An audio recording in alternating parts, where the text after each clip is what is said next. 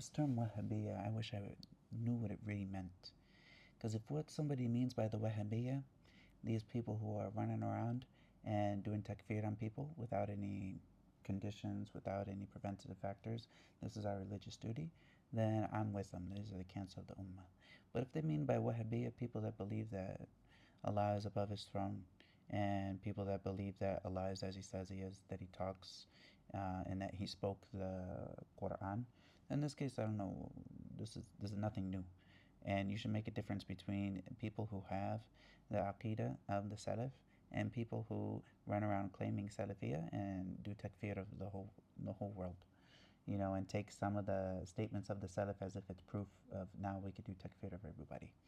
And so there's definitely a big difference between these. And I never really understand what people mean when they say Wahhabi.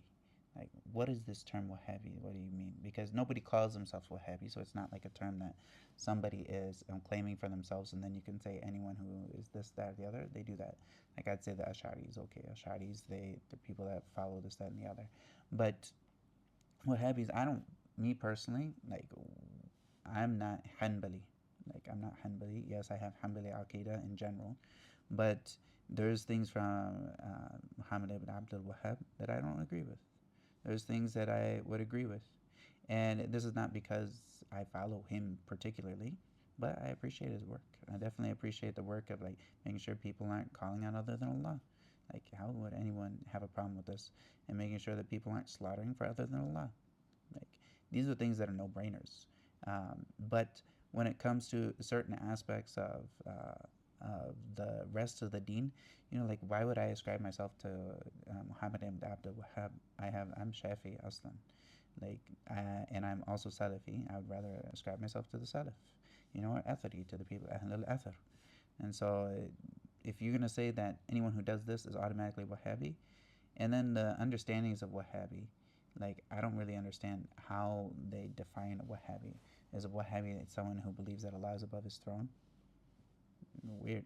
Because if this is the definition of Wahhabi, that doesn't necessitate that they're going to do takfir of everybody in the world. Yes, there are people that do takfir, but that doesn't mean that they are that. Allah musta'an. No, I understand that there's definitely issues with the group that is understood as Wahhabi.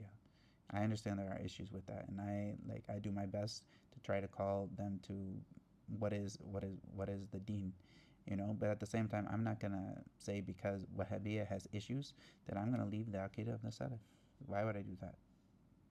And I'm automatically gonna be labeled as a Wahhabi as soon as I say something that isn't Ash'ari or Maturidi. Automatically Wahhabi.